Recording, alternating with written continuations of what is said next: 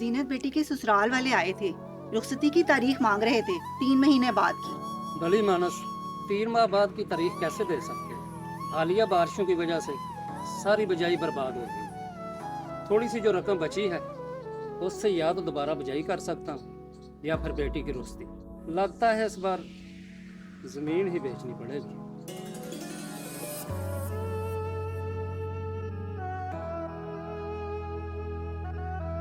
अस्सलाम वालेकुम चौधरी साहब। वालेकुम अस्सलाम।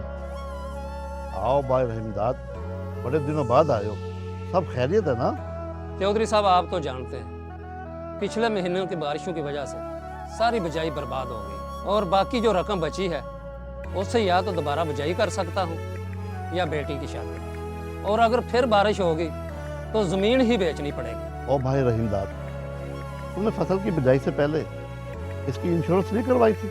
नहीं चौधरी साहब, इंश्योरेंस तो कर्जे की रकम पे होती है, तो जब तक गवर्नमेंट पूरे इलाके को आफत ज़्यादा करार ना दे दे तो इंश्योरेंस नहीं मिलती। और सलामत, तुम जरा रहीमदाद को आदम जी इंश्योरेंस की फसलों के तहफ़्फ़ुज़ की नई स्कीम जो आई है उसके बारे में बताओ।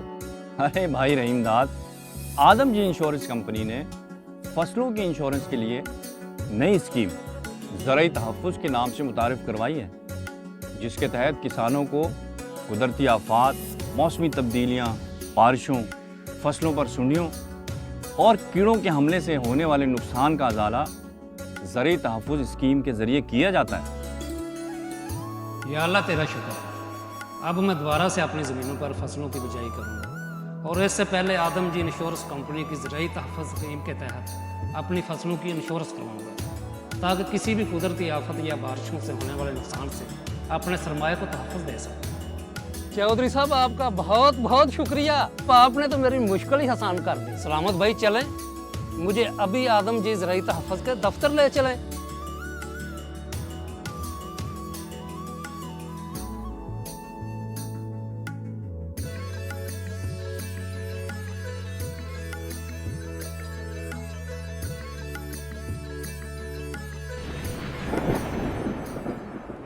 मियाँ जी उठे उठे, बाहर जोरों की बारिश शुरू हो चुकी है। तो भली मानस कौन से सो जाओ, अब खतरे की कोई बात नहीं, मैंने अपनी फसल की इंश्योरेंस आदम जी से करवा ली।